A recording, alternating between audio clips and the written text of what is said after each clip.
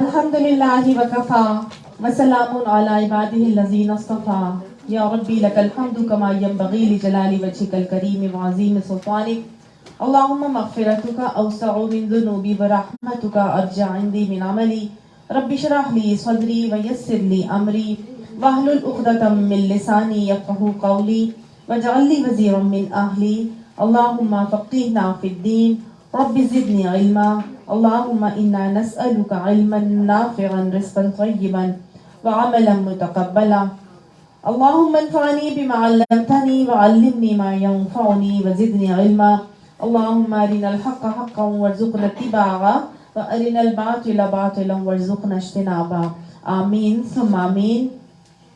سورہ بقرہ آیت نمبر 142 ہم کر رہے تھے، جو کہ ہم نے بالکل تھوڑا سا کیا تھا، اور اس کے بعد ابھی ہم نے اس آیت کو کنٹینیو کرنا ہے۔ 143 اعوذ باللہ من الشیطان الرجیم وَكَذَلِكَ جَعَلْنَاكُمْ أُمَّةً وَسَطًا لِتَكُونُوا شُهَدَاءَ عَلَى النَّاسِ وَيَكُونَ الرَّسُولُ عَلَيْكُمْ شَهِيدًا وَمَا جَعَلْنَا الْقِبْلَةَ الَّتِي كُنْتَ عَلَيْهَا إلا لنعلم من يتبع الرسول ممن ينقلب على عقبيه وإن كانت لكبيرة إلا على الذين هدى الله وما كان الله ليضيع إيمانكم إن الله بالناس لرؤوف رحيم صدق الله العظيم۔ دہرا لیجئے، ہم تحویل قبلہ کا حکم پڑھ رہے تھے، ان آیات کو ہم پڑھ رہے تھے اور ہم دیکھ رہے تھے کہ قبلہ کا جو تصور دیا گیا اللہ تعالیٰ کی طرف سے تبدیل کر کے، اور جو مسلمانوں کو ایک کھوئی ہوئی جو ان کا ایک وراثت تھی، جو ان کا ایک مرتبہ تھا، وہ بنی اسرائیل سے لے کے کس کو ٹرانسفر کرنا مقصود تھا؟ مسلمانوں کو، جو کہ اب امت محمدی صلی اللہ علیہ وآلہ وسلم کے افراد تھے۔ پیچھے اللہ تعالیٰ نے کچھ آیات میں بنی اسرائیل، یہود و نصارہ کے کچھ رویے دکھائے تھے، اور ان کی غلط رویہ ان کو ہائی لائٹ کی تھی، اور ان کو یہ بات سمجھا دی تھی کہ اب تم ہم سے مختلف ہو اور ہم بالکل مختلف ہیں، یعنی مسلمان اب جو اس نبی آخر الزمان کو ماننے والے ہیں، یہ ان تم لوگوں سے بالکل ڈیفرنٹ ہے۔ تو میں نے آپ کو کچھ وجوہات بتائی تھی کہ کیا وجوہات تھیں جس کی وجہ سے تحویل قبلہ کیا گیا، اور مکہ میں پہلے وہ قبلہ اول بیت المقدس ہی کو بنایا گیا، اور پھر مدینہ آنے کے بعد اس قبلے کو بیت المقدس سے ہٹا کے دوبارہ خانہ کعبہ کی طرف کیا گیا۔ حالانکہ خانہ کعبہ شروع سے حضرت آدم علیہ السلام کے دور سے ہی حضرت سلیمان علیہ السلام کے دور تک کعبہ ہی قبلہ رہا تھا مسلمانوں کا، لیکن بعد میں یہ تبدیل کیا گیا۔ اب چونکہ بنی اسرائیل اللہ تعالیٰ کی طرف سے بہت چوزن ونس تھے، ایک وقفینا من بعدہ بالرسل کا معاملہ اللہ تعالیٰ نے کر کے ان کو فضلنا علی العالمین، اللہ نے کہا ہم نے تم کو تمام جہان والوں پر فضیلت عطا کی تھی، اور اللہ نے ان کے اندر انبیاء کی لڑی کا سلسلہ چلایا تھا، ہدایت کے دروازے کھول دیے تھے، لیکن جب انہوں نے اپنے نبیوں کی قدر نہ کی اور انہوں نے اللہ کی بھیجے ہوئے تعلیمات سے روگردانی کی، تو اب وہ اس قابل نہیں ہے کہ وہ اس منصب کو مزید اٹھائیں، لہٰذا اس منصب کو کس کو دے دیا جائے گا؟ ان کو دیا جائے گا جو اب آنے والے نبی کو مانیں گے بھی، اور ان کے اوپر ایمان لا کر ان کی باتوں کو تسلیم کر کے اس کے مطابق اپنی زندگیاں گزاریں گے۔ گویا اللہ سبحانہ تعالیٰ نے یہ صاف وجہ یہاں پر بتائی تھی، اور ہم نے دیکھا کہ اللہ تعالیٰ نے اس بات کو کہا تھا کہ ہم نے تمہیں ایک امت وسط بنایا ہے، تمہیں درمیانی امت بنایا ہے۔ وسط درمیانی کو کہتے ہیں نا، تو درمیانی امت اللہ تعالیٰ نے ہم کو بنایا ہو، اور اس کی ایک آپ دیکھیں باقاعدہ طور پر یہ بھی دیکھنے کو آیا ہے کہ ہم اگر دیکھیں تو بنی اسرائیل یہود کے احکامات بہت مختلف مشکل تھے، نصارہ کے احکامات بہت مشکل تھے، ان کے اندر بہت ڈیفرنٹ احکامات ہیں ہمارے ان اندر سے، جو امپلیمنٹیشن کے حوالے سے ہمیں جو اللہ نے دین دیا، نبی صلی اللہ علیہ وسلم فرماتے کہ میں سہل اور آسان دین دے کر بھیجا کیا ہوں، اور ہمیں یہی ایڈوانٹیج ہے کہ ہمارے دین کے احکامات جو ہماری شریعت کے احکامات ہیں ان کی شریعتوں سے بہت آسان ہیں۔ حضرت موسیٰ کی شریعت میں اگر کوئی کپڑا پہ نجاست لگ جاتی تھی تو کپڑے کو کاٹ کے ہی پھینک دیا جاتا تھا. اس میں وہ آج بھی یہود کیا کرتے ہیں کہ جب عورتوں کو حیض آتا ہے تو عورتیں جو ہے وہ علیحدہ سے کسی جگہوں پہ جا کے قیام کرتی ہیں, وہ اپنے شوہروں کے قریب, گھر میں ہی نہیں رہتی, پھر وہ چھوڑ کے بالکل چلی جاتی ہیں. اور جبکہ عیسائی کیا کرتے ہیں کہ وہ پیریڈز کے دنوں میں اپنی بیویوں سے تعلقات قائم کرتے ہیں. لیکن ہمیں کیا کہا گیا, گھر میں بھی رہیں گی اور سارے کام کاج بھی کریں گی, لیکن یہ خاص جو میاں بیوی کا تعلق ہے صرف وہ تعلق نہیں ہوگا, باقی سب چیزیں جو ہیں وہ کی جا سکتی ہیں. تو آپ دیکھیں, اگر ہم دیکھیں تو بہت سارے احکامات میں اللہ تعالیٰ نے ہماری امت کو یعنی امت محمد صلی اللہ علیہ وسلم کو بہت لچک دی ہے, بہت آسانی دی ہے. اور میں نے اور بھی آپ کو بتایا تھا کہ جب یہ مال غنیمت کے معاملے میں ان کے جو ہے وہ ان کو استعمال نہیں کرنے کی اجازت تھی, آگ آتی تھی اور کھا جاتی تھی, اور ہمیں کیا ہے اس کو استعمال کرنے کا اللہ تعالیٰ نے باقاعدہ طور پہ طریقہ بتایا. اس کے علاوہ بے شمار اور بھی احکامات ہیں جو اللہ تعالیٰ نے قصاص کا ہے, پھر روزے کے فدیے کے حوالے سے ہے نا, ان کے اندر ہمارے اندر بہت فرق ہے, بہت آسان ہے. تو اللہ نے جہاں ہمیں امت وسط درمیانی امت بتایا اور بنایا, وہیں پر ہمارے احکامات بھی نرم کر دیے تھے. اور نبی صلی اللہ علیہ وسلم فرماتے تھے میں سہل اور آسان دین دے کر بھیجا گیا ہوں. آپ صلی اللہ علیہ وسلم نے فرمایا خیر الاموری اوسطھا, کہ بہترین جو کام ہے وہ درمیانے درجے کے کام ہیں. ہمیں نہ اسراف پسند کیا گیا ہے, نہ تبذیر پسند کیا گیا ہے, بلکہ اور نہ ہی بخل پسند کیا گیا ہے, بلکہ کیا ہے میانہ روی ہمارا دین ہمیں سکھاتا ہے. ہر چیز میں میانہ روی ہی کو ترجیح دی گئی ہے.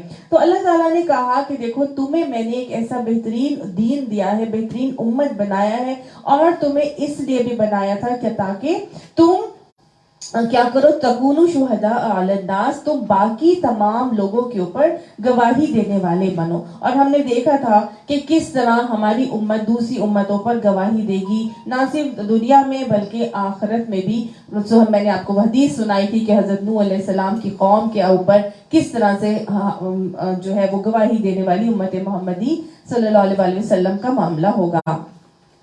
تو اللہ نے یہاں پہ ہمیں, جو ہم اپنی بات کر رہے تھے تو یہاں میں نے روک دیا تھا کہ ہم لوگوں کے اوپر گواہی دینے والے بنے. یہاں پوائنٹ ٹو بی نوٹڈ یہ ہے اور سوچنے کا مقام ہے کہ کیا ہمارے معاملات, ہماری اخلاقیات, ہمارے رویے, ہمارے انداز, ہمارے طور طریقے غیر مسلموں کے اوپر دین کی گواہی دینے والے ہیں یا نہیں ہیں. ایسا تو نہیں کہ ہم ان کے اندر جا کے انہی کے جیسے بن جاتے ہوں. ایسا تو نہیں کہ ہمارے سارے کے ساری معاملات, ہمارے سارے جو حالات اور واقعات ہمارے اندر ہو رہے ہیں ہم ان کے دین کو فالو کرنے والے بن جائیں, اور نہ یہ کہ اپنے دین کو ان کے اوپر لے کے آنے والے بنے. آج یہ نیو ایئر کا ٹائم آ رہا ہے, پیچھے کرسمس گزری ہے, ہمارا کیا رویہ ہے؟ آج ہمارے حالات بالکل ایسے ہیں کہ ہم کہتے ہیں شیطان نے ایسے ہمیں پھنسایا ہے اپنے چال میں اور اپنی چنگل میں کہ ہم لوگ یہ کہنا شروع ہو گئے کہ ہم ان کے تہوار اس لیے مناتے ہیں کیونکہ وہ لوگ یہ نہ سمجھے کہ ہم بڑے فینیٹک ہیں, ہم بڑے فنڈامنٹلسٹ ہیں, ہم ان کے تہواروں کے لیے کوئی بغض یا گرج رکھتے ہیں. ہم تو اس لیے کرتے ہیں تاکہ وہ ہمارے سے کیا ہو, متاثر ہو کہ ہم کتنے اچھے ہیں کہ ہم ان کے بھی تہواروں کو منانے والے. یہ شیطان نے بڑا زبردست فتنہ ہمارے اندر ہمیں کیپچر کر لیا ہے یہ بات بتا کے, جبکہ اللہ نے ہمیں یہاں پہ بتایا ہے کہ تمہیں اپنے اعمال سے دین کی گواہی دینے والا بننا ہے. ان کے دین کی گواہی دینے والا نہیں, اپنے دین کی گواہی دینے والا بننا ہے.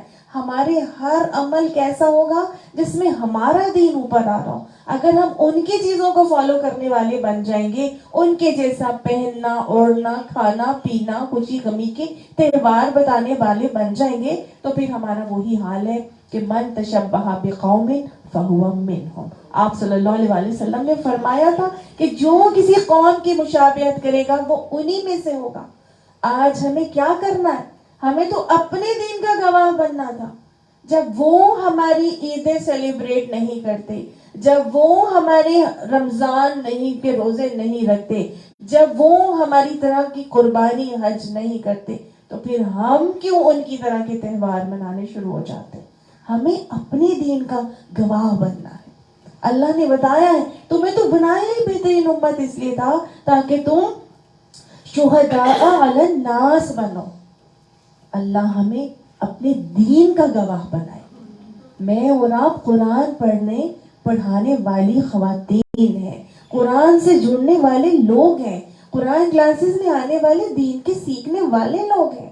ہم سے بہترین کوئی ہو سکتا ہے؟ آپ صلی اللہ علیہ وسلم نے فرما دیا تھا خیرکم من تعلم القرآن وعلمہ، تم میں سے بہترین وہ ہیں جو قرآن کو پڑھتے ہیں اور پڑھاتے ہیں۔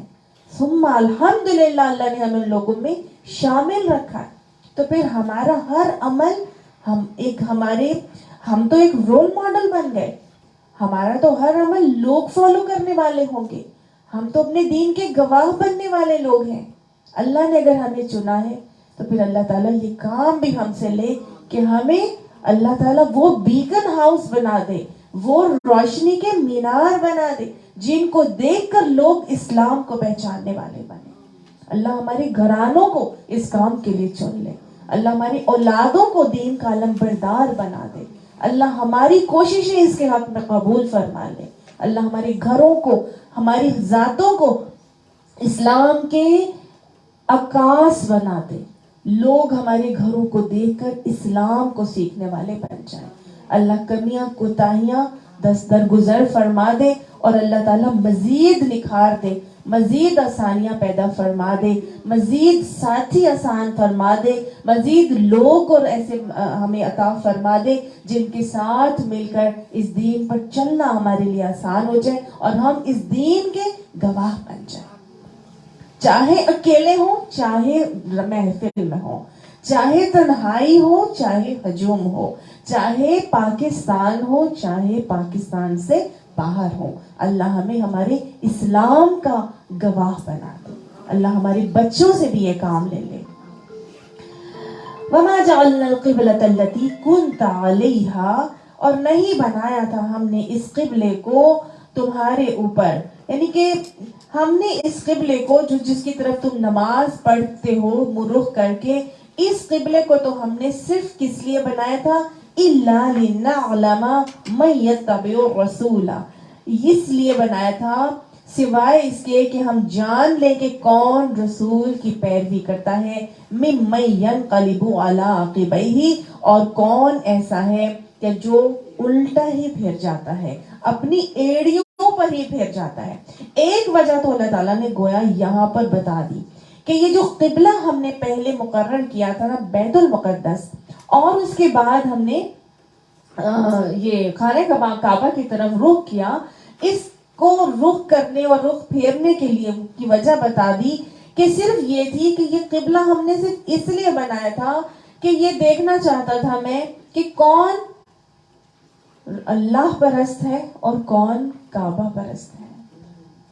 ٹھیک ہے، اللہ نے یہ دیکھنا تھا، مکی مسلمانوں کے دل میں کعبہ کی بسی ہوئی تھی محبت، اور میں نے آپ کو بتایا تھا کہ ان کو اچھا نہیں لگتا تھا کہ وہ دوسری طرف رخ کر کے نماز پڑھتے تھے، تو وہ کیا کرتے تھے؟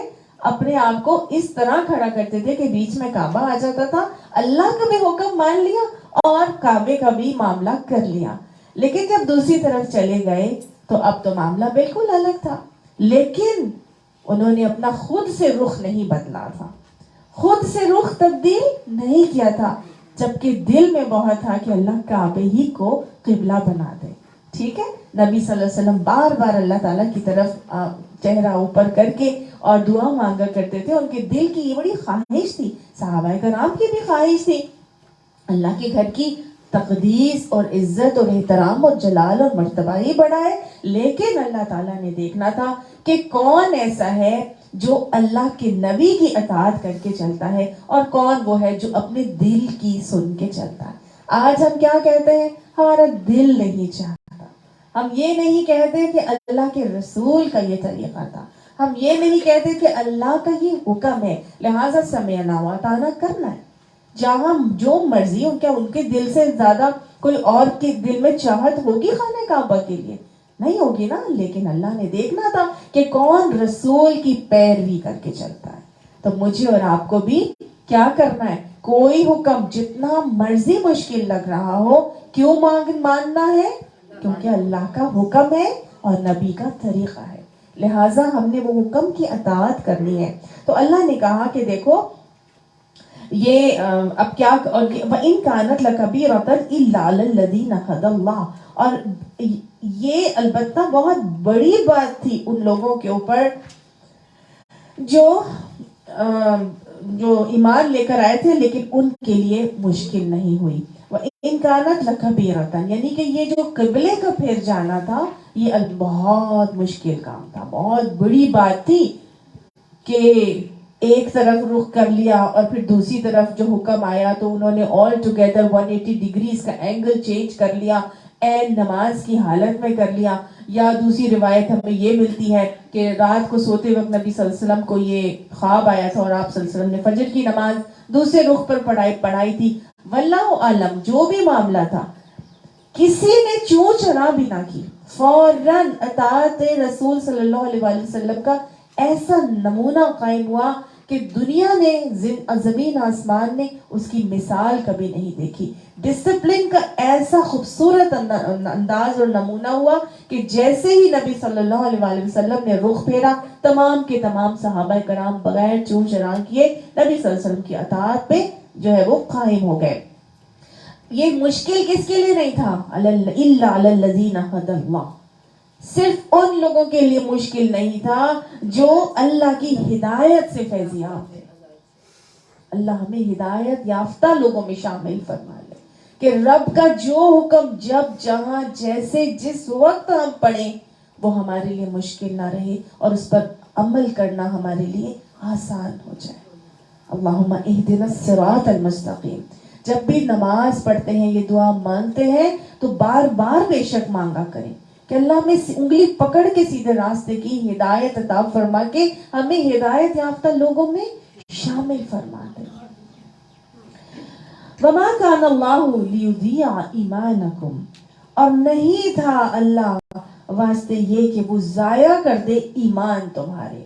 اب ہوا یہ کہ صحابہ کرام جن لوگوں نے اپنا رخ نبی صلی اللہ علیہ وآلہ وسلم کے پیچھے مسجد حرام کی طرف پھیر لیا، یعنی بیت اللہ کی طرف پھیر لیا، تو اب ان کو ایک شک اور کنفیوژن آنا شروع ہو گیا دماغ میں کہ ہم سے کچھ لوگ پہلے اس دنیا سے جا چکے ہیں، کچھ مسلمان ہیں جو اب نہیں رہے دنیا میں، تو ہم وہ لوگ تو پہلے بیت المقدس کی طرف رخ کر کے نماز پڑھتے تھے، لیکن اب تو ہم امت محمدی صلی اللہ علیہ وسلم کے افراد ہیں، ہمارا تو قبلہ اب خانہ کعبہ بنا دیا گیا ہے. تو جن لوگوں نے پہلے اس رخ پر نماز پڑھی تھی ان کے تو پھر ایمان ہی ضائع ہو گئے، ان کے تو عمل ہی ضائع ہو گئے، ان کی تو نمازیں بھی ویسی نہ رہی کیونکہ قبلہ تو یہ اب بنا دیا گیا. تو اللہ تعالیٰ نے فرمایا کہ نہیں، اللہ تمہارے ایمانوں کو ضائع نہیں کرے گا. یعنی جس نے جو کام اپنے طرف سے کیا، جو اس کو جیسے صحیح لگا، جو حکم جتنا اس کو سمجھ میں آیا تھا یا اللہ کی طرف سے اس کو اس وقت وہی حکم دیا گیا تھا، اس نے اس پر عمل کیا ہے تو وہ اس کا ایمان مکمل ہے، ان کے اعمال ضائع نہیں ہوں گے. ان اللہ بالناس لرؤوف الرحیم، بے شک اللہ تعالیٰ تو یقین رکھو کیا ہے، لوگوں کے لیے بڑا ہی مہربان اور رحم کرنے والا ہے، بہت ہی نرم اور رحم کرنے والا ہے. اللہ نے اپنی رحمانیت بتا دی کہ اللہ کو کیا مطلوب ہے، سمعنا و اطعنا کا رویہ مطلوب ہے.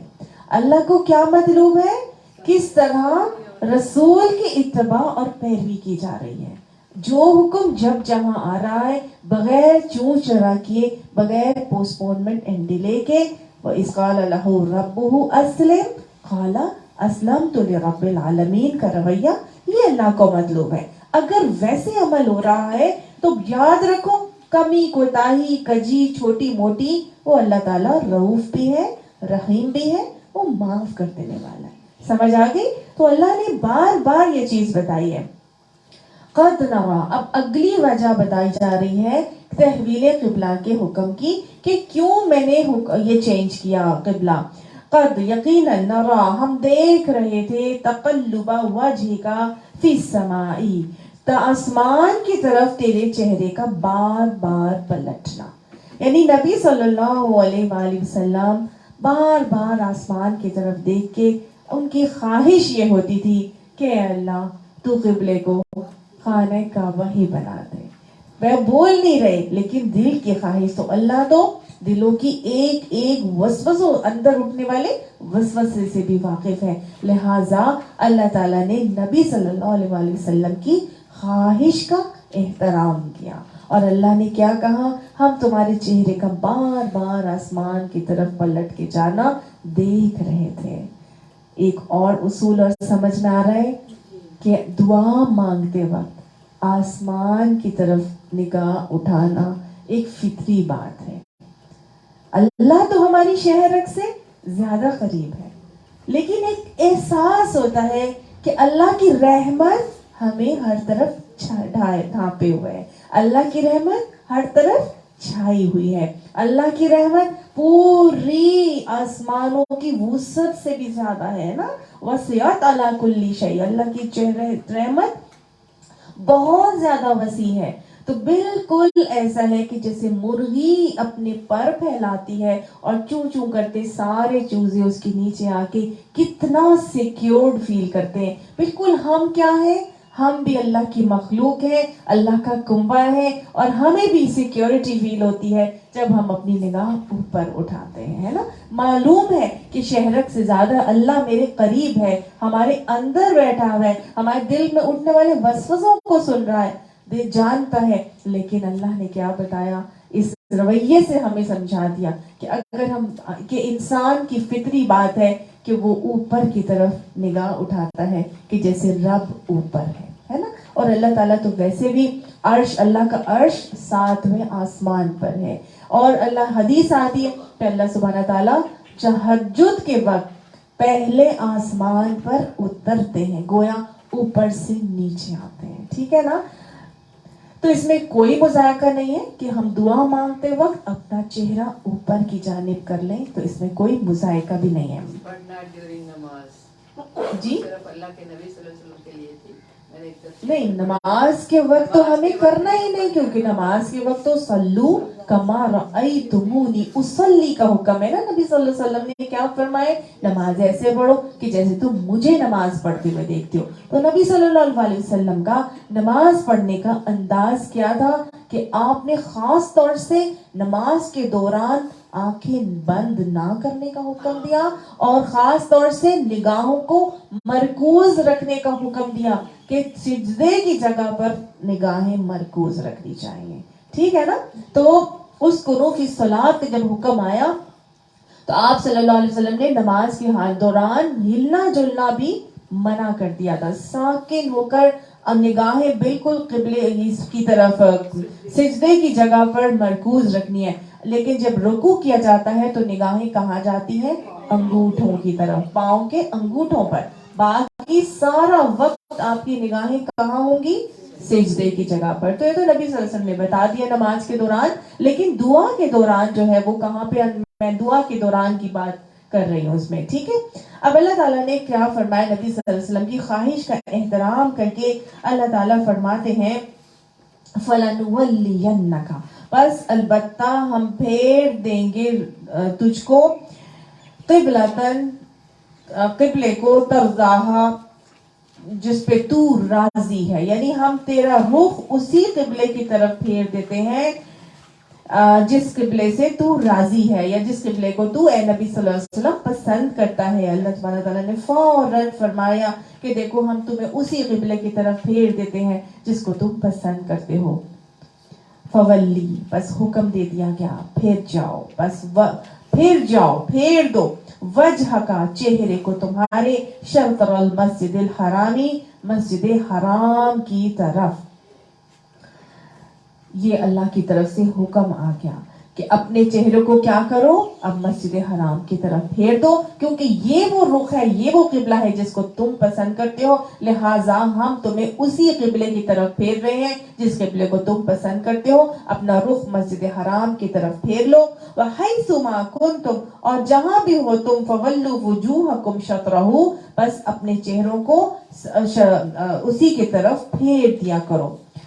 اب جہاں پر بھی تم نماز پڑھو گے, چاہے تم امریکہ میں پڑھو گے, چاہے تم پاکستان میں پڑھو گے, اپنا رخ کہاں کرنا ہے؟ مسجد حرام کی طرف کرنا ہے. اللہ نے یہ نہیں کہا کہ مغرب کی طرف کر لو. کیا کہا اللہ نے؟ مسجد حرام کی طرف کر لو.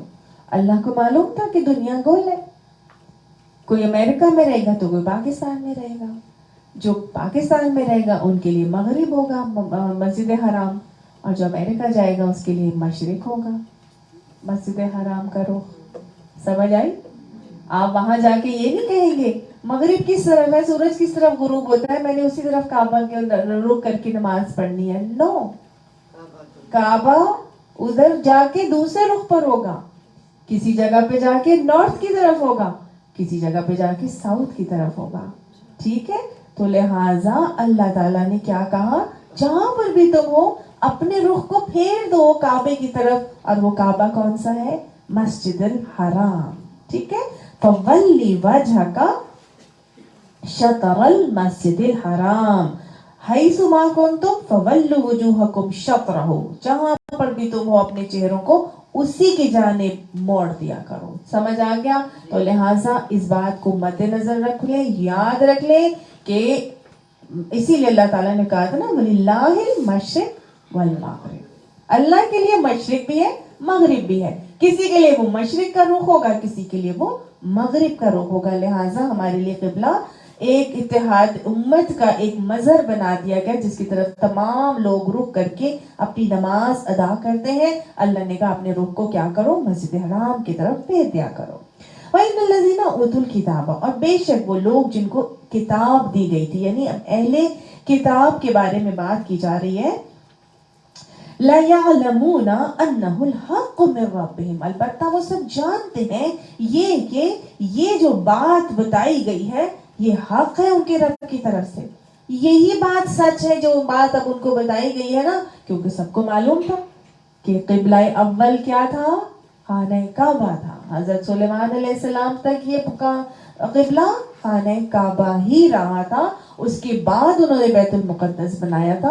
ایک نے شرقی جانب کو اپنا قبلہ کر دیا, ایک نے غربی جانب کو اپنا قبلہ بنا دیا. تو لہٰذا بتایا جا رہا ہے کہ اہل کتاب جو ہیں یہ جانتے ہیں کہ یہ جو بات اب بتائی گئی ہے امت محمدی صلی اللہ علیہ وسلم کو جو قبلہ کعبے کو بنایا گیا ہے یہی حق ہے, اور ان کے رب کی طرف سے پہلے بھی اسی بات کو رکھا گیا تھا. ٹھیک ہے, وَمَا اللَّهُ بِغَافِلٍ عَمَّا يَعْمَلُونَ, اور اللہ اس بات سے غافل نہیں ہے جو عمل وہ کرتے ہیں. یعنی جس وجہ سے انہوں نے اپنے قبلے کو چینج کیا تھا, اللہ ان کے سارے اعمال کو جاننے والا ہے, وہ غافل نہیں ہے. جو باتیں, وہ جو معاملات, جو کام وہ اب کر رہے ہیں, اللہ ان سے بھی غافل نہیں ہے. وَلَئِنْ أَتَيْتَ الَّذِينَ أُوتُوا الْكِتَابَ, اور البتہ اگر وہ لوگ جن کو کتاب دی گئی تھی, اتیتا تم دے دو. ٹھیک ہے, یعنی وہ لوگ جو اہل کتاب ہیں جن کو کتاب دی گئی تھی ان کو تم دے دو, بِكُلِّ آیَةٍ, ہر نشانی, یعنی کوئی نشانی بھی ان اہل کتاب کے پاس تم لے کے آ جاؤ, مَا تَبِعُوا قِبْلَتَكَ, تو یہ کیا کریں گے, نہیں پیروی کریں گے تمہارے قبلے کی. کوئی نشانی تم ان کے پاس لے کے آ جاؤ, تمہارے قبلے کی یہ پیروی کرنے والے نہیں ہیں. اللہ نے یہ بات بتا دی تھی, اللہ نے یہ بات بتا دی ہے. اور آج دیکھیے یہود کیا کر رہے ہیں, اپنے ہی قبلے کو قبلہ مانتے ہوئے بیت المقدس پر قابض ہو کر بیٹھ گئے. وہ وہاں پہ تھرڈ ٹیمپل بنانا چاہتے ہیں, وہ چاہتے ہیں کہ ہم وہاں پر تھرڈ ٹیمپل بنائیں, اور جو ساری دنیا کے مسلمان مل کے حج کے موقع پر حج کرنے اللہ کے گھر جاتے ہیں, اب ہم ایک ایسا دین بنائیں گے کہ تمام دنیا کے افراد ہمارے تھرڈ ٹیمپل پر آئیں, یہاں ہر قسم کے لوگوں کو ان کے دین کو پریکٹس کرنے کی کھلی اجازت دی جائے گی. یہ ان کا ایجنڈا ہے.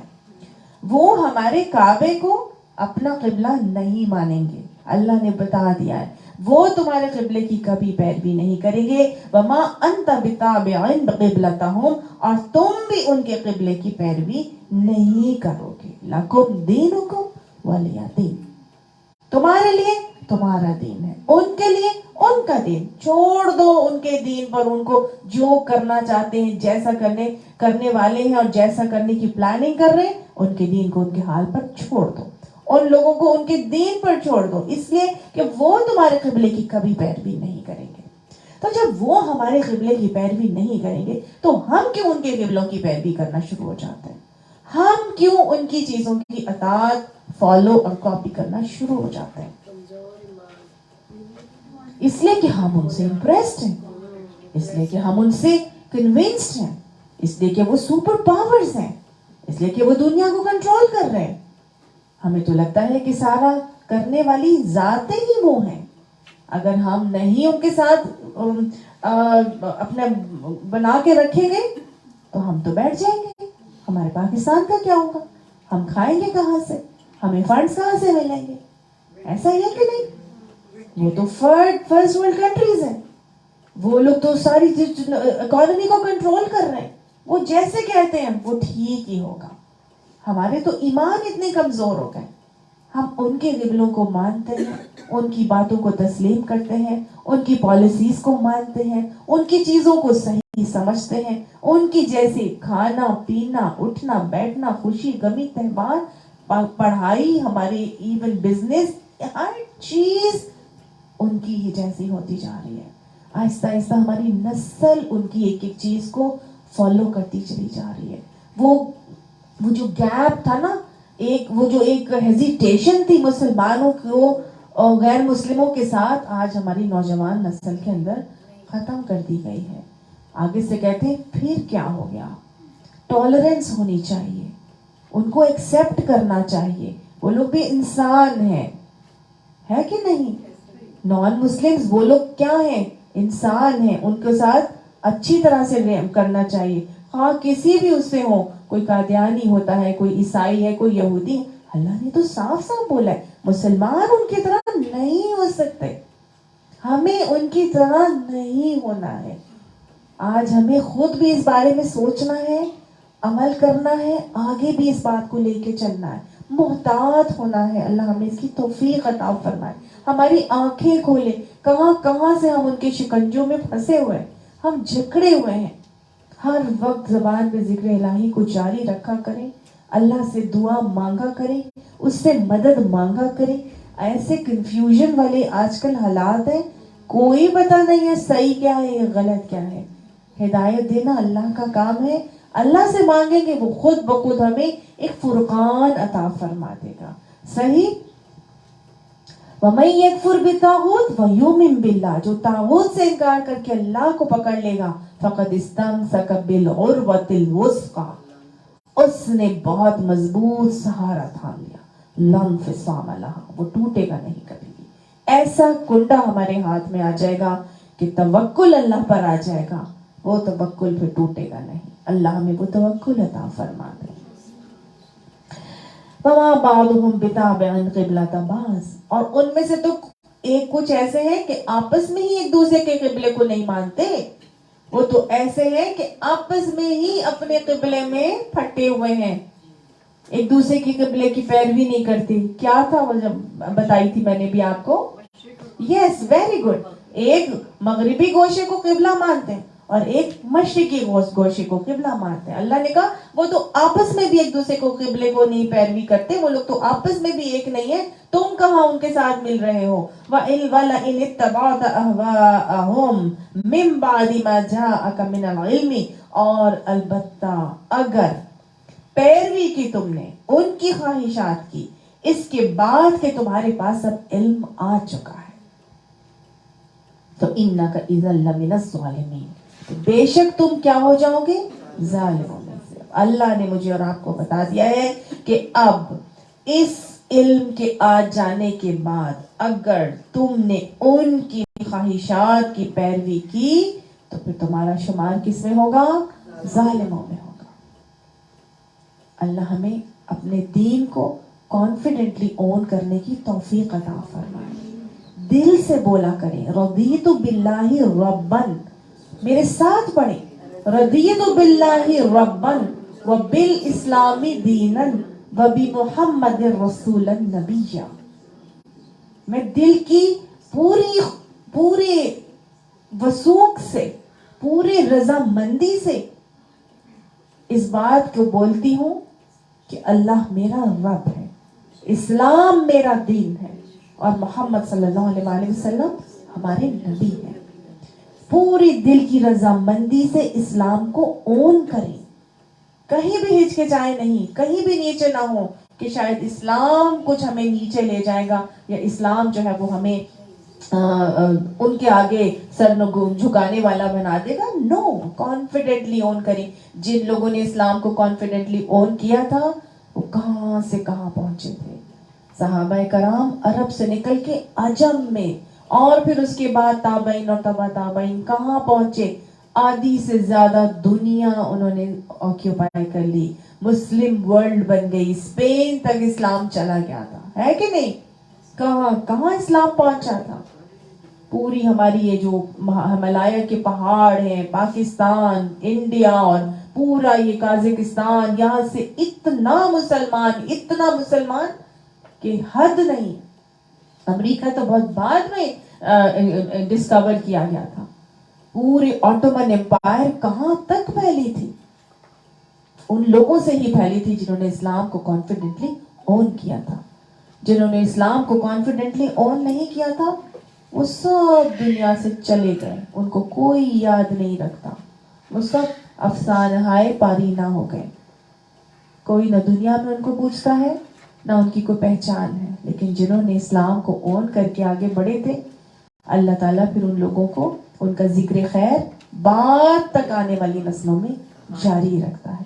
اور یہ ذکر خیر کو جاری رکھنا تو حضرت ابراہیم علیہ السلام نے بھی دعا کی تھی نا, ربی ہب لی حکما والحقنی بالصالحین واجعلنی لسان صدق فی الاخرین واجعلنی من ورثۃ جنۃ النعیم. ہے نا, میرا بعد میں آنے والوں میں میرا نام جاری رکھنا. تو دعا مانگا کریں اس بات کو. ہم جب دین کے علمبردار بنیں گے تو انشاءاللہ ہماری نسلیں بھی علمبردار بنیں گی.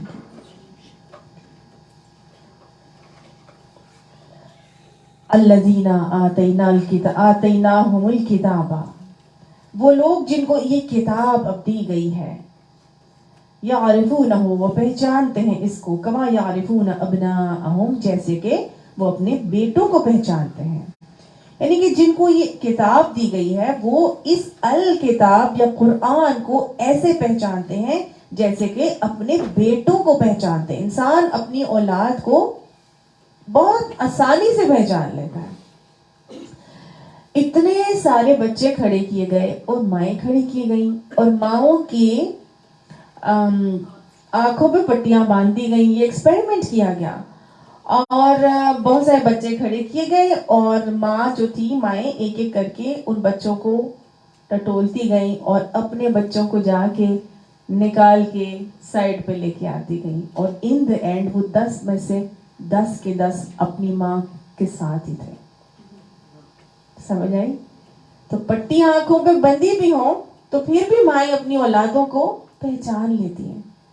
تو یہ بتایا جا رہا ہے کہ جن کو یہ اہل کتاب تھے, جن کو یہ کتاب دی گئی تھی, تورات, انجیل, یہ اس الکتاب کو ایسے پہچانتے ہیں جیسے اپنے بیٹوں کو پہچانتے ہیں. ان کو معلوم ہے کہ یہ جو الکتاب قرآن پاک آئی ہے یہ اللہ کی کتاب ہے, اور یہ آخری نبی ہی ہے جو کتاب لے کر آئے. اس میں کوئی شک ان کو نہیں ہے. وَإِنَّ فَرِيقًا مِّنْهُمْ, اور بے شک ایک فریق ان میں سے ایسا ہے, لَيَكْتُمُونَ الْحَقَّ, جو البتہ وہ سب حق کو چھپاتے ہیں, وَهُمْ يَعْلَمُونَ, اور حالانکہ وہ جانتے ہیں. ہر چیز پہچان لینے کے باوجود بھی ان کا حال یہ ہے کہ وہ اس حق کو چھپاتے ہیں, جانتے بوجھتے حق کو چھپاتے ہیں, مان لیتے ہیں, اور ماننے کے باوجود بھی بس ضد اور ڈھٹائی تھی نا, تو ضد اور ڈھٹائی اور تعصب جب آ جاتا ہے تو حق کو ماننے میں رکاوٹ بن جاتا ہے. آپ صلی اللہ علیہ وآلہ وسلم بچپن میں جب چھوٹی سی عمر تھی ورقہ بن نوفل نے بتا دیا تھا, اور ایک اور جو بحیرہ راہب تھا اس نے بتا دیا تھا کہ کس طرح سے پہچان لیا تھا کہ یہ جو بچہ یہاں پہ کھڑا ہے. واقعہ سناتی ہوں آپ کو. آپ صلی اللہ علیہ وسلم حضرت ابو طالب کے ساتھ سفر پہ تھے, تجارت کے سفر پر, اور آپ صلی اللہ علیہ وسلم تقریباً 12 ایئرز ان کی ایج تھی. تو قافلے کو ایک جگہ پہ باندھا, اور دور تھوڑا سا دور نا ایک صحرا میں ایک کٹیا تھی جس کے اندر بحیرہ راہب جو ہے, راہب تھا, اس کا نام بحیرہ تھا, وہ موجود تھا. اس بحیرہ راہب نے قافلے والوں کو پیغام بھیجا کہ آپ سب میرے گھر کھانا کھائیں گے, آپ لوگوں نے دعوت ہے تو آپ نے میرے دوپہر کا کھانا میرے پاس کھانا ہے. تو سب کے سب پہنچ گئے کھانا کھانے کے لیے. تو جب سب پہنچے تو حضرت ابو طالب جو ہے وہ بھی تھے اس میں. تو انہوں نے سب لوگوں سے پوچھا کہ سب لوگ آپ آئے ہیں یا کوئی رہ گیا ہے؟ تو انہوں نے کہا نہیں ہم سب آئے ہیں. تو انہوں نے پھر دوبارہ پوچھا کہ کوئی بھی نہیں ہے وہاں پر؟ تو حضرت ابو طالب نے کہا نہیں, میرا ایک بھتیجا ہے, بچہ ہے وہ چھوٹا, اس کو میں وہاں پہ چھوڑ کے آیا ہوں. تو بحیرہ راہب کو یقین ہو گیا کہ جو ہے اس نے کہا کہ میں نے جس کے لیے دعوت بنائی تھی وہ تو یہاں پر آیا ہی نہیں. کیا تھی بات؟ اس نے پھر بتائی. اس نے کہا کہ آپ لوگ جب میں دیکھ رہا تھا آپ لوگ جہاں چلتے تھے تو آپ کے ساتھ ایک بدلی تھی جو آپ کے اوپر سایہ فگر تھی. تو میں دیکھ رہا تھا کہ جہاں جہاں آپ جاتے تھے وہ آپ کے ساتھ ساتھ بدلی چلتی تھی, اور آپ نے جہاں لشکر اپنا رکھا ہے, ٹھہرایا ہے, وہیں پر وہ بدلی ٹھہر گئی ہے. تو میں نے آپ لوگوں کو بلایا کہ جو وہاں پہ مبارک ہستی ہے جس کی وجہ سے بدلی آپ لوگوں کو اوپر سایہ فگن ہے, وہ مبارک ہستی کو میں بھی اس کی جو ہے وہ میزبانی کروں, ضیافت کروں. تو لیکن آپ لوگ تو سب یہاں پر ہیں اور بدلی وہیں پر ہے, اس کا مطلب ہے وہ مبارک ہستی تو یہاں پر آئی ہی نہیں. سبحان اللہ. اس نے جان لیا تھا. پھر نبی صلی اللہ علیہ وسلم کو بلایا گیا. پھر بحیرہ راہب نے حضرت ابو طالب کو بتایا کہ اس بچے کو یہ بڑا آگے چل کر یہ بہت امپورٹنٹ ہستی بنے گا, آپ اس بچے کو لے کے آگے مت جانا, کیونکہ آگے اگر گئے نا تو اس کو وہاں وہ لوگ چھوڑیں گے نہیں, اس کو لے کے واپس چلے جائیں. تو حضرت ابو طالب آپ صلی اللہ علیہ وسلم کو وہیں سے لے کے واپس مکہ پہنچ گئے تھے. وہ پہچان گئے تھے. آپ صلی اللہ علیہ وسلم کے ساتھ اتنی زیادہ علامات تھی کہ وہ لوگ پہچان جاتے تھے نبی صلی اللہ علیہ وسلم کو کہ یہ آخر الزمان ہے, لیکن ضد اور ڈٹائی تھی, بس وہ جانتے بوجھتے حق کو چھپا رہے تھے. اللہ نے فرمایا الحق, جی ان کو نظر آتے تھے کہ درخت جھک رہے ہیں.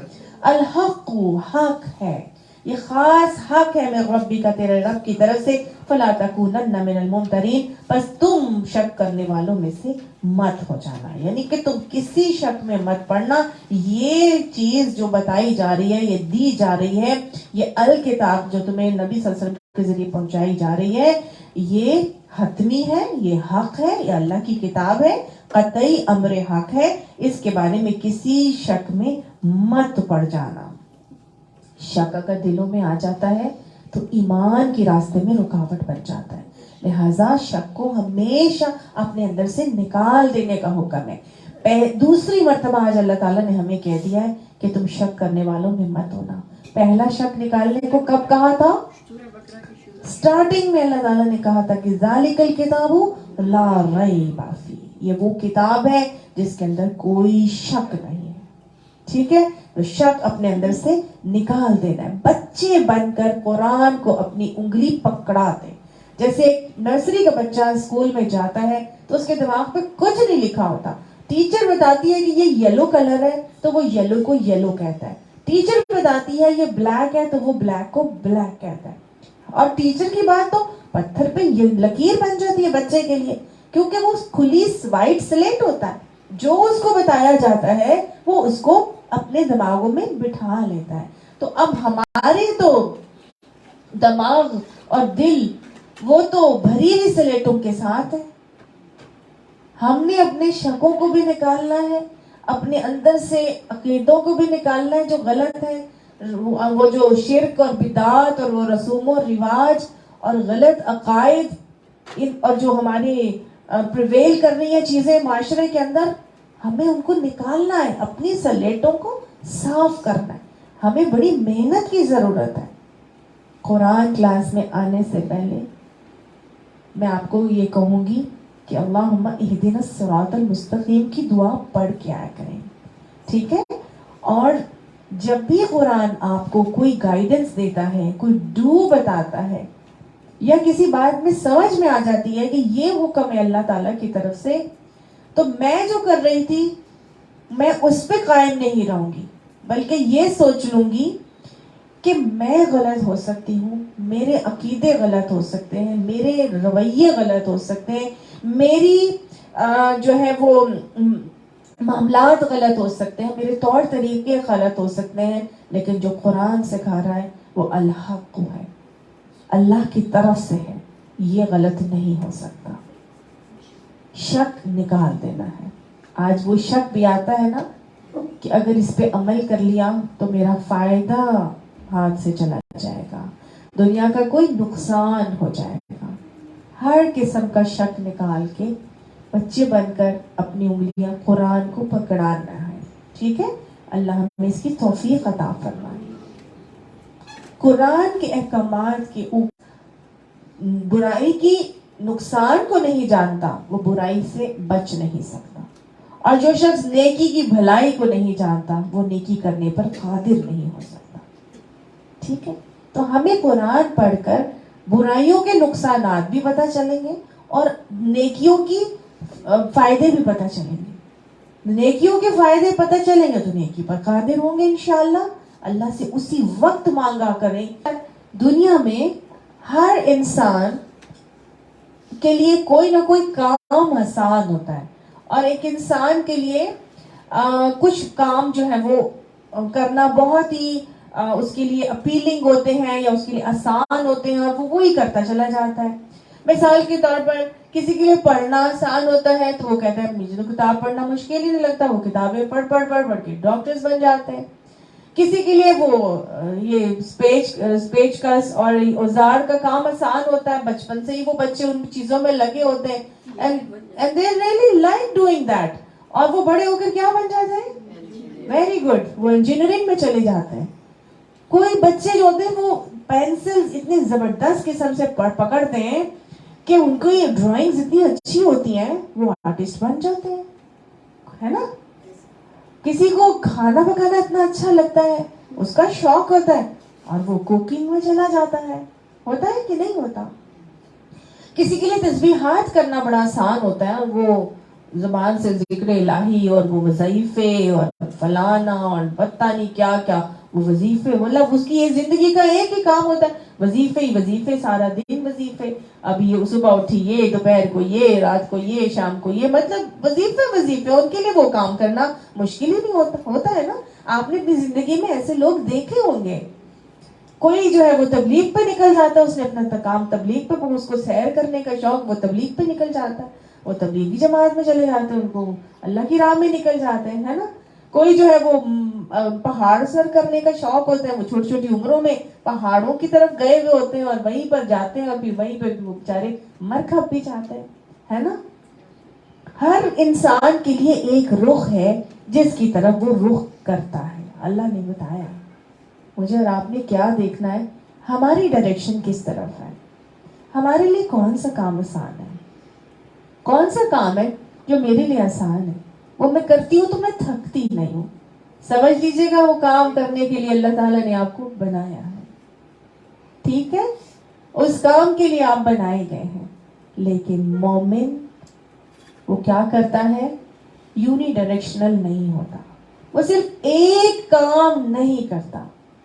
جب اللہ کی ہر مخلوق ایک سے زیادہ کام کرتی ہے تو میں اشرف المخلوقات ہو کر ایک کام پہ کیوں جت گئی, ایک ہی رخ اور ایک ڈائریکشن کیوں پکڑ لیا, ہے نا. اللہ نے کہا ہر ایک کے لیے ایک رخ ہے جس کی طرف وہ رخ کرتا ہے, لیکن مومن کیا کرے گا, فاستبقوا الخیرات, مومن اپنا رخ بھلائیوں میں کرے گا. جو नेकी जहां से उसको मिल रही है, छोटी है, बड़ी है, आसान है, मुश्किल है, ऊपर से है, नीचे से है, दाएं से है, बाएं से है, आगे से है, पीछे से है, वो ये नहीं देखेगा कौन लोग हैं, अच्छा बाद में देखेंगे, उनका पता तो कर लें, पता नहीं वो लोग क्या चाहते हैं।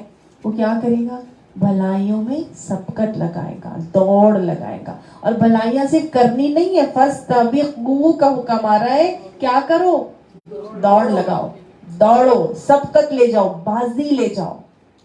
दुनिया की तो दौड़ में सब बड़ा दौड़ते हैं, हम पायनियर बन जाएं, ये वाला लॉन का जोड़ा सबसे पहले मैं पहन लूं कि पता चले किसने सबसे पहले पहना था। ये खाना पकाना मुझे आ गया है, ये डिश मैं बना के पूरे खानदान में खिला दूं, सबको पता चले ये डिश इसने सबसे पहले बनाई थी। फायर पे 50% ऑफ था, जरा वहाँ जाके देखने क्या है। आज दुनिया की दौड़ों में हम तो फर्स्ट आने की कोशिशें करते हैं, है ना, पायनियर बनने का हमें बड़ा शौक होता है। अल्लाह ने कहा दौड़ना है, सबकत लेके जाना है, फर्स्ट आना है, तो किस में करो फर्स्ट आओ, फस्तबिकुल खैरात, नेकियों में दौड़ लगाओ, नेकियों में, भलाइयों में आगे से आगे बढ़ने की कोशिश करो। आज दुनिया की दौड़ों में सब भागते हैं और नेकी और भलाई के जब कामों की बात आती है तो सोचते हैं कि पता नहीं कौन से फिरके के लोग हैं, पता नहीं क्या करेंगे, पता नहीं कहाँ ले जाएंगे, पता नहीं इनका क्या मकसद होगा। बाद में और घर वाले कर लेंगे फिर करूंगी, जब सारे लोग करने लगेंगे फिर करूंगी, है ना।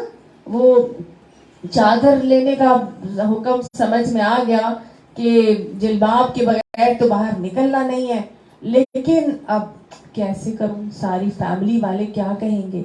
जब तक मेरी फैमिली में थोड़ा सा इसकी ओरिएंटेशन ना हो जाए, तब तक फैमिली थोड़ी सी इसके बारे में ना आ जाए, तब तक मैं नहीं आगे बढ़ सकती। दुनिया की दौड़ में फर्स्ट आने का शौक है, नेकी और भलाई की दौड़ में सबसे आखिर में जाके कर लूंगी।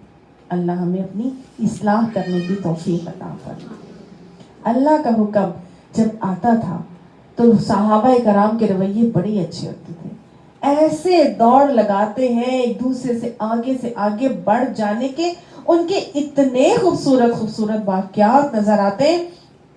आप यकीन मानिए, हजरत इक्रमा बिन जहल, जो इक्रमा बिन अबू जहल है, उनका वाक़या आता है कि जब उन्होंने इस्लाम कबूल किया तो बहुत लेट हो चुके थे। किस वक्त उन्होंने इस्लाम कबूल किया था, इक्रमा बिन अबू जहल ने फतह मक्का के मौके पर जब वो भाग गए थे और फिर वापस आए थे, यानी कि उन लोग कबूल इस्लाम करने वाले लोगों में भी आखिर में तकरीबन उन्होंने इस्लाम कबूल किया था। लेकिन जब इस्लाम कबूल कर लिया था तो दिल की दुनिया ऐसी बदली थी कि फिर उन्होंने कसम खा ली थी कि जितना मैंने दीन को नुकसान पहुंचाया है, अब दीन के लिए मैं फायदेमंद बनूंगा। और उसके बाद जब जंग यरमूक होती है तो जब वो लड़ रहे थे तो हज़रत खालिद बिन वलीद ने उनको कहा कि इक्रमा जरा संभल के आप तलवार चलाएं, इस तरह तो आपको नुकसान हो जाएगा। तो उन्होंने कहा खालिद आप तो मेरे से बहुत पहले इस्लाम कबूल कर चुके थे, मैं तो बहुत बाद में आया था, लिहाजा कर लेने दीजिए मुझे जो मैं करना चाहता हूँ। और उन्होंने इस कदर वालेहाना और वारिफ्तगी से अपना जो है वो जिहाद का मामला किया कि शहादत उनको नसीब कैसे होती है। वो जख्मी हालत में पड़े हुए हैं, दूसरे सहाबी हैं उनके साथ, अयाश बिन रबिया, और तीसरे सहाबी हैं मरारा बिन रबी। ये तीन सहाबा कराम हैं जो लेटे हुए हैं और बिल्कुल नीम उसमें उस गुनूदगी की हालत में हैं कि एक सहाबी के मुंह से निकलता है, अयाश बिन रबिया के पानी। तो एक साकी जो पानी पिलाने वाला था वो मशकीज़ा लेके आया और पानी लेके मुंह में डालने लगा उनके, तो पीछे से दूसरे सहाबी की आवाज़ आती है मरारा बिन रबी की के पानी। तो वो आगे से उन पे वो इशारा कर देते हैं कि उनको पहले पानी पिला दो। उसके बाद जैसे ही वो मरारा वहां पे पहुंचते हैं मरारा बिन रबी के पास, तो हजरत इक्रमा की आवाज होती है पानी। तो उसके बाद वो वहां पर पहुंचते हैं, जैसे मतलब एक के बाद दूसरा, दूसरे के बाद तीसरा, भलाइयों में उस वक्त भी दौड़ लगा रहे हैं कि जबकि हलक में جان پہنچی ہوئی ہے نکلنے کے لیے, لیکن اس وقت بھی کس کی فکر ہے کہ میں دوسرے کو فائدہ پہنچا دوں, بلائی میں دوڑ لگا دوں کسی طرح سے. شہادت سے بڑا کوئی مرتبہ ہے, لیکن پھر بھی یہی شوق ہے کہ میں آگے سے آگے بڑھ کے بہترین سے بہترین کر جاؤں. وہ آگے بھیجتے ہیں, اکرم بن ابی جہل سے آگے وہاں آتے ہیں عیاش بن ربیعہ, اور پھر مرارہ بن ربی, اور پھر اس کے بعد جب وہ وہاں پہنچتا ہے تو مرارہ بن ربی بھی جو ہے وہ فوت ہو ان کی جان نکل چکی ہے, شہادت کا درجہ پہنچ چکا ہے ان کو. اس کے بعد وہ واپس پلٹ کے آتا ہے تو دوسرے والے بھی صحابی شہید ہو چکے, اور پھر اکرمہ کے پاس آتے ہیں تو وہاں پر یہ بھی شہید ہو چکے ہیں. انا للہ و انا الیہ راجعون. ایک دوسرے سے آگے بڑھ کے کرنے کا معاملہ. حضرت جعفر بیان کرتے ہیں کہ عیسائیوں کا ایک وفد آیا اور انہوں نے نبی صلی اللہ علیہ وسلم سے کہا کہ آپ کسی کو ہمارے ساتھ روانہ کر دیں جو ہمارے باہمی معاملات جو ہے وہ نمٹائے. تو ہم لوگ مسلمانوں کو بڑا پسند کرتے ہیں. تو نبی صلی اللہ علیہ وسلم نے فرمایا اچھا شام کو آنا, میں کسی ایسے شخص کو بھیجوں گا جو طاقتور بھی ہے اور دیانتدار بھی ہے, طاقتور بھی اور دیانتدار بھی ہے. تو حضرت عمر کے دل میں آیا کہ شاید کہ مجھے منتخب کر لیں کہ میں طاقتور بھی ہوں اور دیانتدار بھی ہوں. وہ کہتے ہیں میں جلدی جلدی ظہر کی نماز ادا کر کے جو ہے نا وہ نبی صلی اللہ علیہ وسلم کے پاس جو ہے نا وہ نماز کے لیے پہنچ گیا کہ وہ وہاں پر ظہر کی نماز کے بعد انہوں نے بتانا ہے. تو جب وہاں پر پہنچے نماز پڑھ لی ہے تو اب ان کو تھا کہ یہ یہودی وفد کو جو ہے نا انہوں نے آگے بھیجنا ہے کسی کا نام لے کے. تو کہتے ہیں میں ایسی جگہ پہ بیٹھ گیا کہ نبی صلی اللہ علیہ وسلم کی بالکل نگاہوں میں آ رہا ہوں. اور پھر کہتے ہیں نماز کے بعد نبی صلی اللہ علیہ وسلم کی نظریں ادھر سے ادھر ہوئی اور ادھر سے ادھر. تو کہتے ہیں میں تھوڑا سا نا اچک کے اپنے آپ کو نا اوپر کیے جاؤں کہ نبی صلی اللہ علیہ وسلم کی نظر انتخاب مجھ پہ پڑ جائے کہ مجھے منتخب کر کے وہاں پر بھیجیے کہ میں دیانتدار بھی ہوں اور امانت دار بھی ہوں, طاقتور بھی ہوں. تو وہ پھر نبی صلی اللہ علیہ وآلہ وسلم نے تھوڑی دیر کے بعد نا حضرت ابو عبیدہ بن جراح کو پکارا اور یہ کہا کہ ابو عبیدہ بن جراح آپ اس وقت کے ساتھ جائیں اور ان کے باہمی معاملات کو عدل اور انصاف کے ساتھ نمٹائیں. تو حضرت عمر بے اختیار بول اٹھے کہ ابو عبیدہ ہم سے بازی لے گئے. صحابہ کرام ایک دوسرے سے بازی لے جانے کے لیے اپنے معاملات کرتے ہوئے نظر آتے تھے. ایک مرتبہ آپ صلی اللہ علیہ وآلہ وسلم نے ایک واقعہ بتایا کہ اب جو شخص آئے گا وہ جنتی ہے.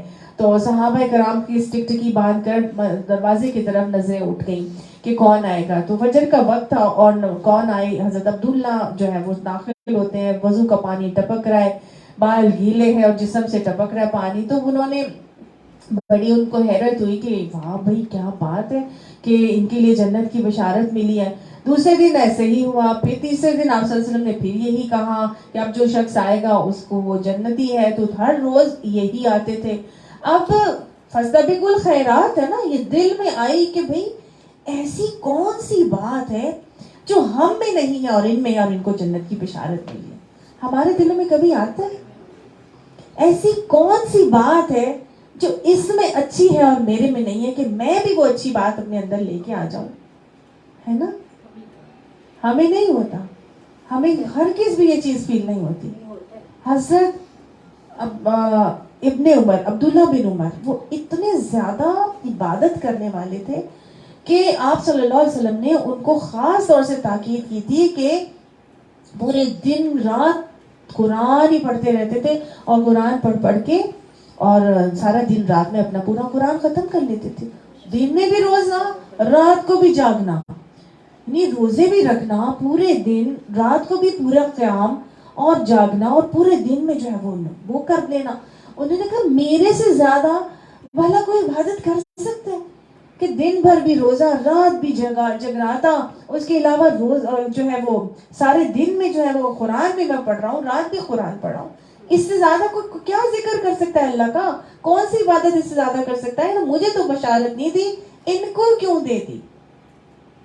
لیکن بس فاستبقوا کا معاملہ تھا. ان کے دل میں آئی کہ ان کو کیا تھی, میں ذرا پتہ تو کروں, دیکھوں تو صحیح. اور وہ ان کے گھر پہنچ جاتے ہیں, حضرت عبداللہ کے گھر 3 دن رہنے کے لیے پہنچ جاتے ہیں. اور یہ بھی اللہ کے بندے, انہوں نے بھی کچھ نہیں کہا کہ کیوں آگے, تم خیریت تو ہے میرے گھر رہ کے, تم کیا کرنا چاہتے ہو, کوئی مقصد ہے, کوئی کام ہے؟ نا جی, کوئی بات نہیں. 3 دن وہ رہے اور دیکھتے رہے وہی کام, نہ وہ سارا دن گزارا اسی طرح جس طرح یہ گزارتے تھے. پھر رات ہوئی تو انہوں نے کہا ہاں ہو سکتا ہے ساری رات میں یہ کچھ کرتے ہوں گے عبادت میں, میرے سے زیادہ ہو سکتا ہے کچھ کرتے ہو, میں دیکھتا ہوں ساری رات ہوئی تو وہ جناب چارپائی پہ اپنا بستر لگایا, لیٹے اور خراٹے شروع, وہ تو سو گئے. جی جی ہاں جی, وہ ساری رات کہتے یہ تو سو گئے تو خراٹے لے رہے, میں تو ساری رات قیام کرتا ہوں, میرے سے زیادہ کیا, انہوں نے تو ساری رات کچھ بھی نہیں کوئی عبادت کی, تہجد کے وقت اٹھے نماز ختم. تو وہ تو بڑا حیران ہوئے, 3 دن ایسے ہی گزر گئے. اب عبداللہ نے پوچھا کہ خیریت تھی, آپ کس کام سے آئے تھے؟ وہ کہتے نا کہ ہاں چلو میں جاتا ہوں اب اپنے گھر. جب انہوں نے دیکھا کہ کوئی بات تو کی نہیں انہوں نے اتنے دن سے, پھر انہوں نے بتایا کہ نبی صلی اللہ علیہ وسلم نے 3 دن آپ کے لیے بشارت دی تھی خود جنت کی, تو میں دیکھنے آیا تھا کہ کون سا ایسا عمل ہے جو ہم سے زیادہ آپ کرتے ہیں کہ ہمیں تو بشارت نہیں ملی, آپ کو کیوں ملی؟ تو میں نے تو ایسا کوئی عمل نہیں آپ کے اندر دیکھا. اب یہ دیکھ رہے آپ, یہ تڑپ ان کے دل کی, ہماری حالت ہے ایسی, ہمارے دل میں ہوتا ہے کہ ہم فلاں سے اچھا کر لیں, فلاں سے اچھا کر لیں.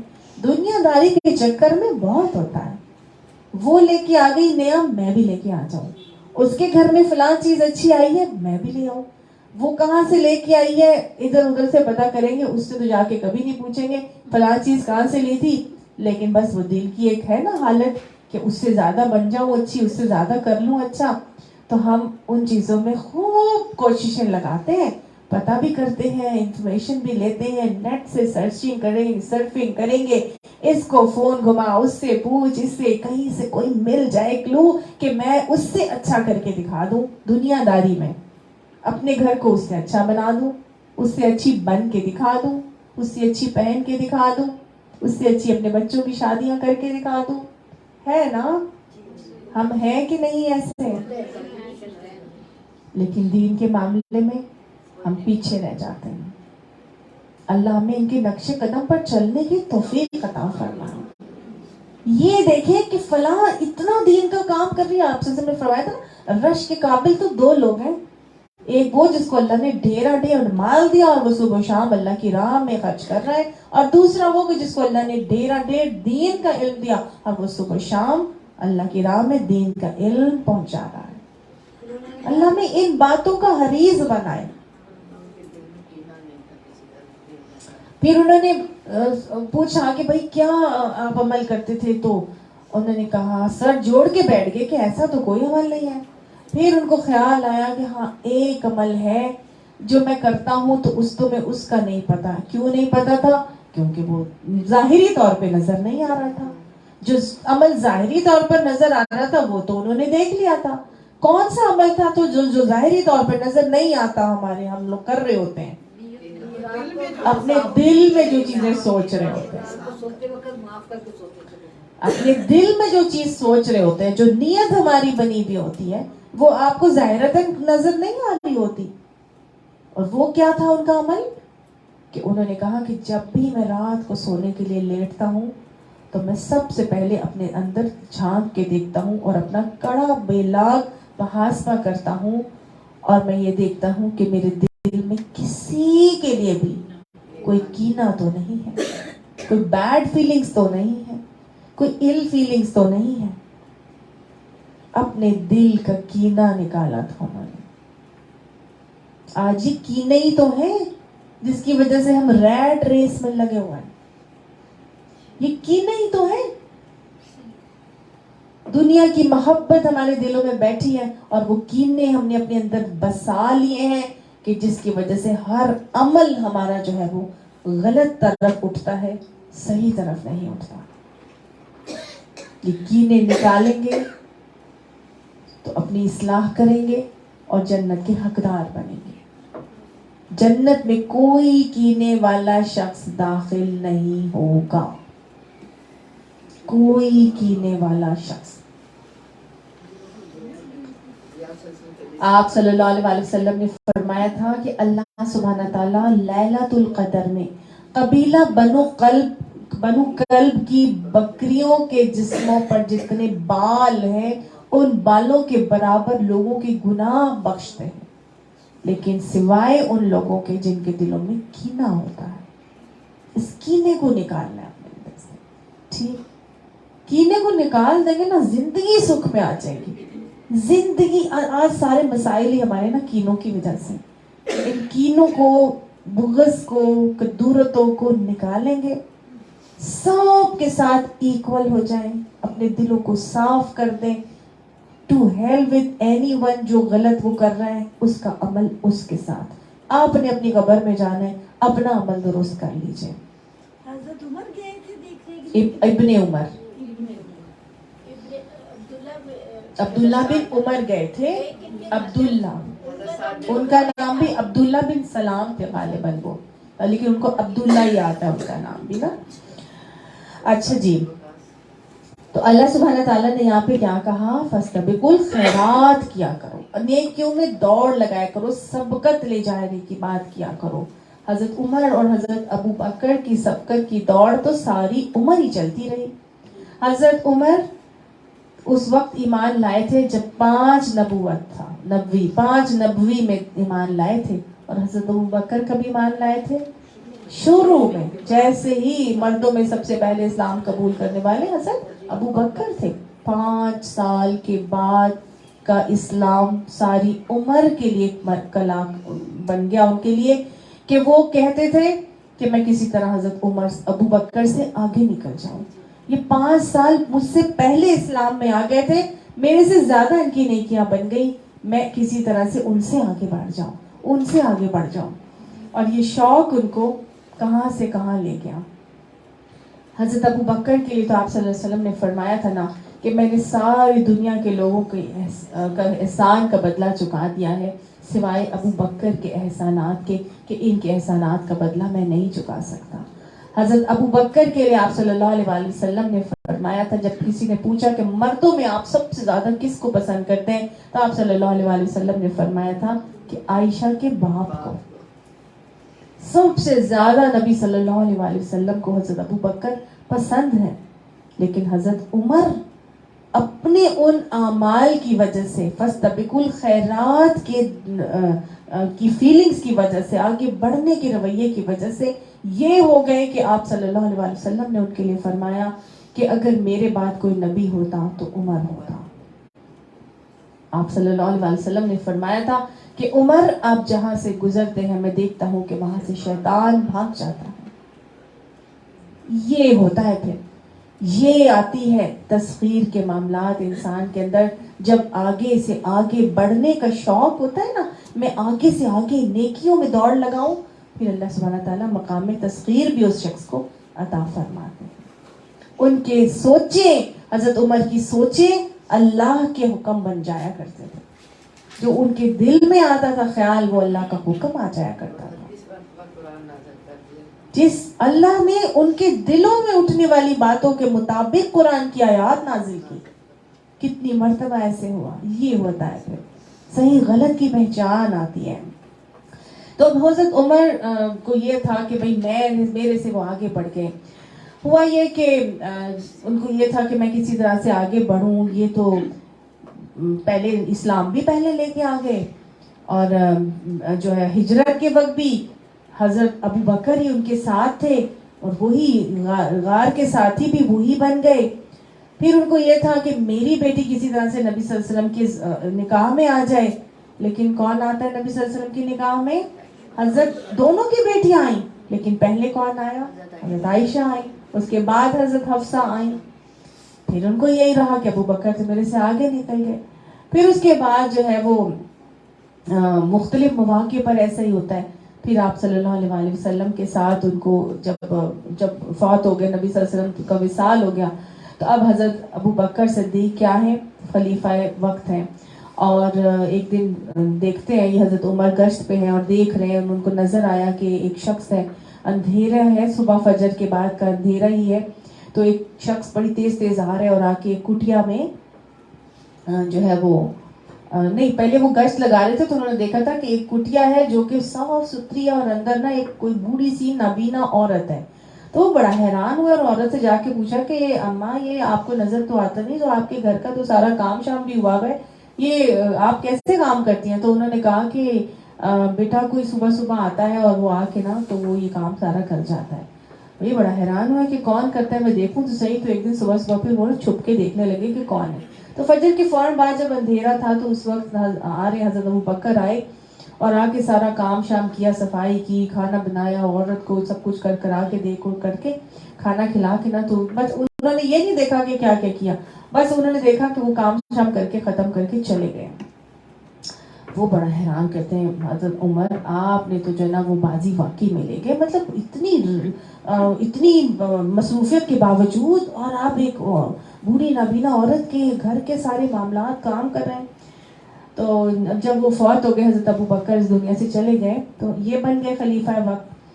اب ان کے دل میں فوراً سے خیال آیا کہ حضرت ابو بکر تو اب چلے گئے, تو اس عورت کا کام کون کرے گا, بڑھیا کا. ان کے سر پہ سوار تھا کہ میں جا کے فٹافٹ وہ عورت کا کام سارا کر کے آؤں.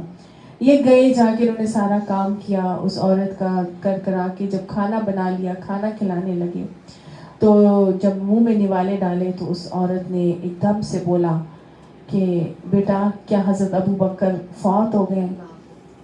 تو آگے سے یہ حیران ہو گئے, کہنے لگے کہ اماں آپ کو کیسے پتا چلا, آپ تو دیکھ بھی نہیں سکتی. تو انہوں نے کہا کہ بیٹا ابو بکر جب میرے منہ میں نوالے ڈالا کرتا تھا تو نرم کر کے ڈالتا تھا. یہ ہے احسان کا رویہ, صحیح, یہ ہے بھلائی کا طریقہ. یہ ہوتے ہیں محسن, جو ہر کام میں حسن پیدا کر دیتے ہیں. ٹھیک ہے, جن کے ساتھ جب لوگ ملتے ہیں تو ان کی زندگی حسین ہو جاتی ہے, اور جب ان کے بغیر ہوتے ہیں تو ان کی کمی کو محسوس کرتے ہیں. اللہ ہمیں ایسا محسن بنا دے کہ لوگ ہمارے بعد ہماری زندگی میں ہماری زندگی کی کمی کو محسوس کریں. اللہ ہمیں بے ضرر بنا دے. اللہ ہماری ذات سے, ہماری زبان سے, ہمارے ہاتھ سے کسی کو بھی کبھی کوئی تکلیف نہ پہنچے.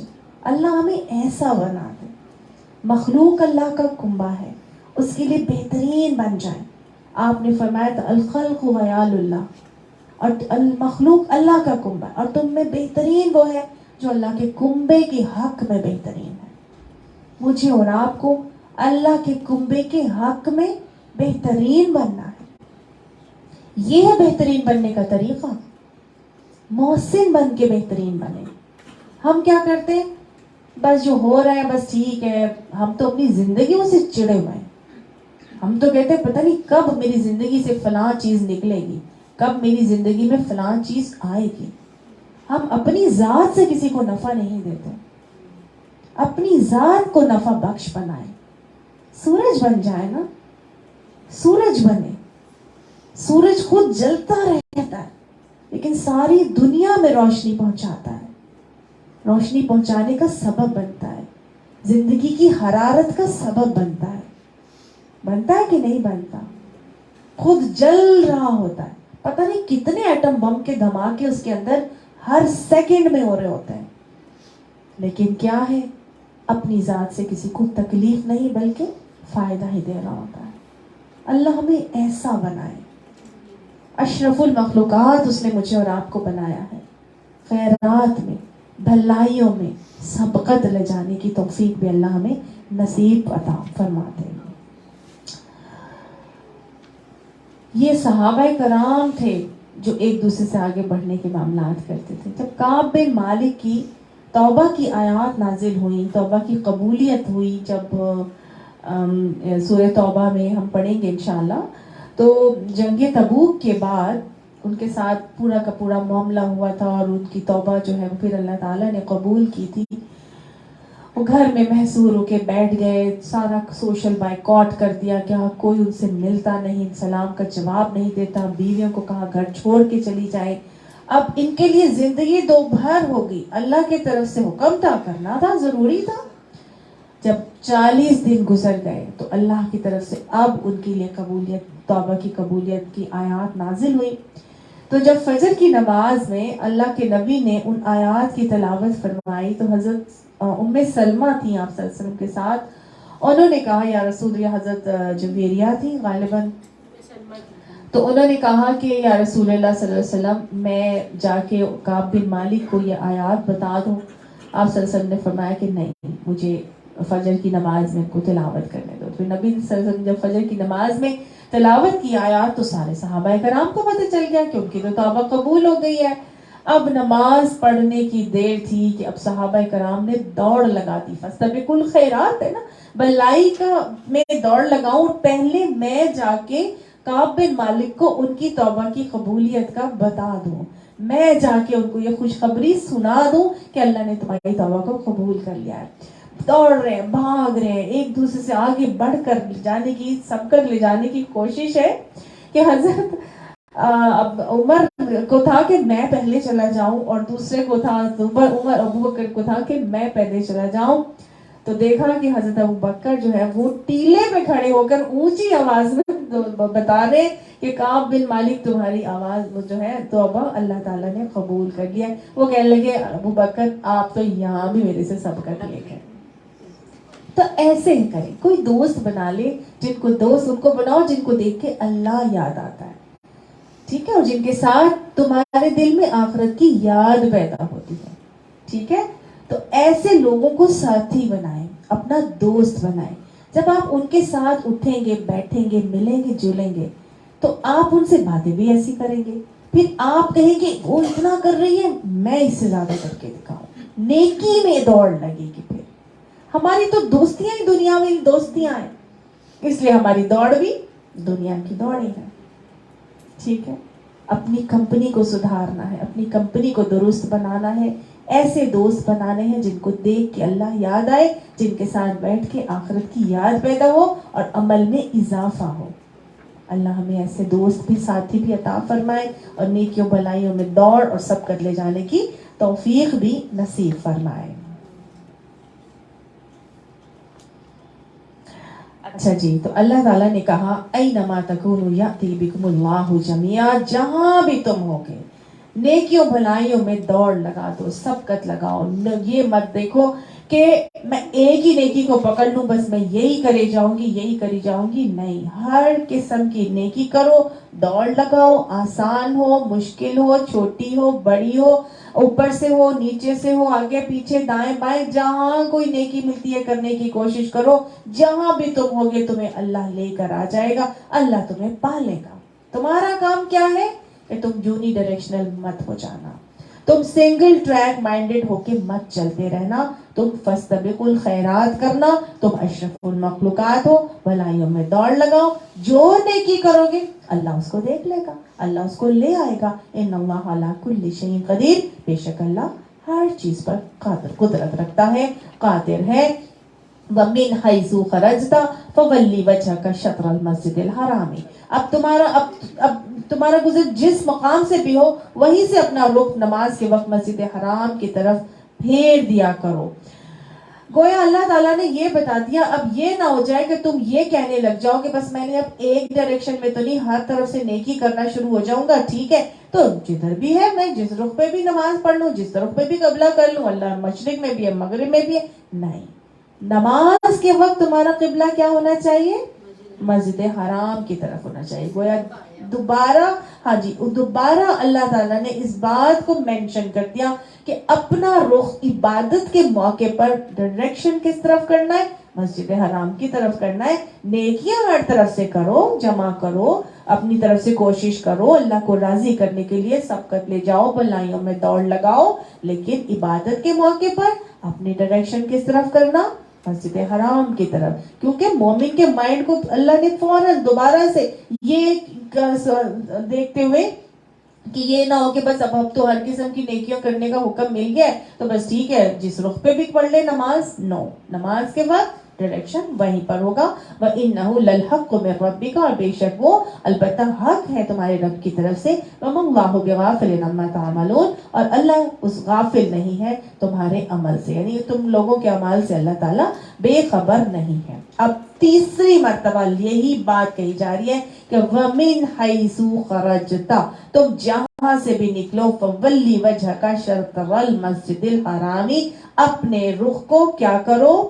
نماز کے وقت اپنا رخ مسجد حرام کی طرف کرو. وَحَيْثُ مَا كُنْتُمْ, اور جہاں بھی تم ہوگے, فَوَلُّوا وُجُوهَكُمْ شَطْرَهُ, تم اسی کی طرف منہ کر کے نماز پڑھ لیا کرو.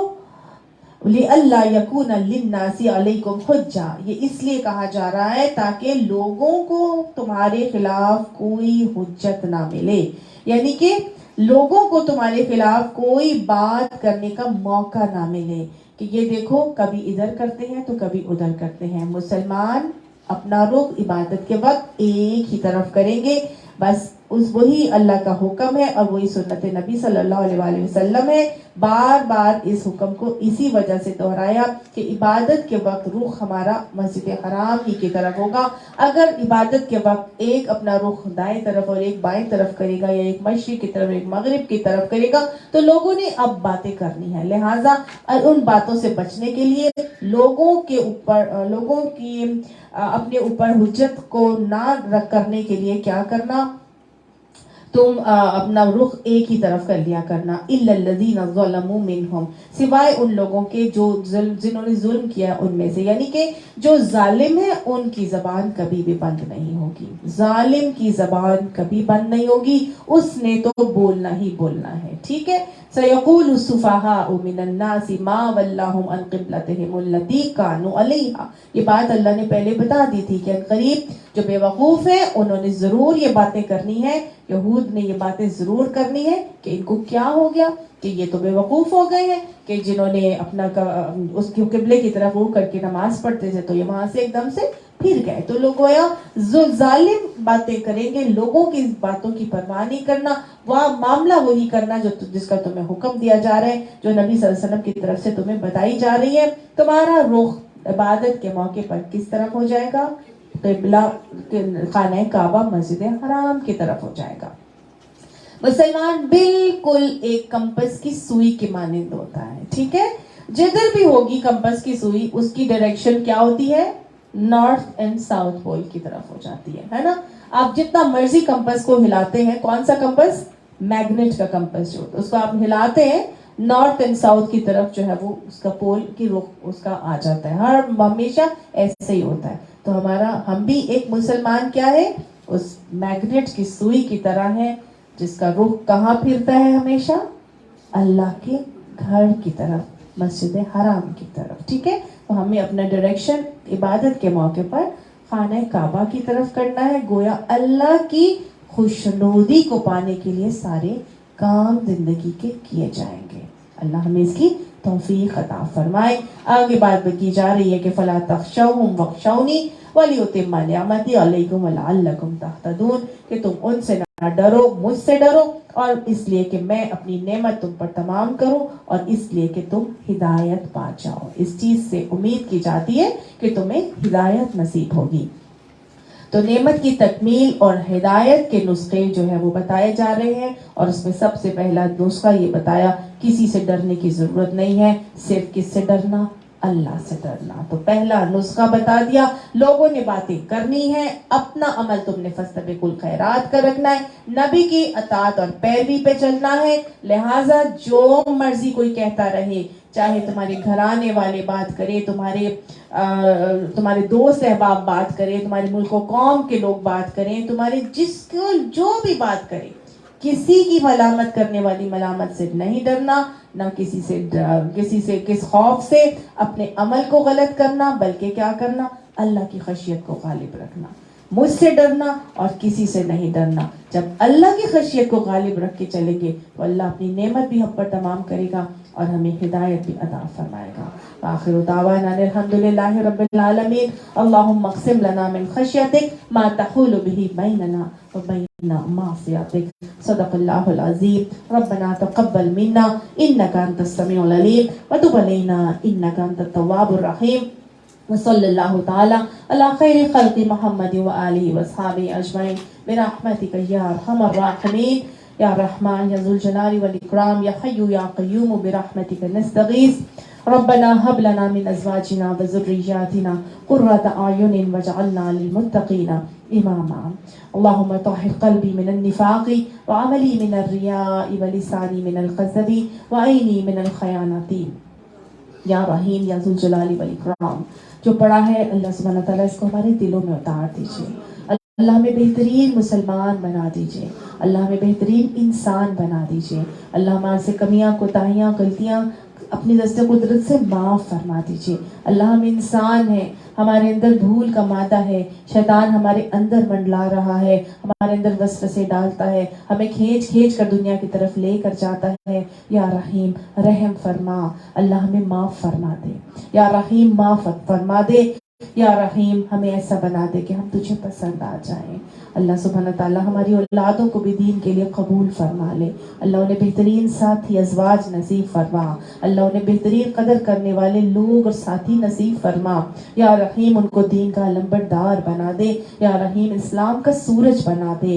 या रहीम उनको अपनी नमाजों की हिफाजत की तौफीक अता फरमा।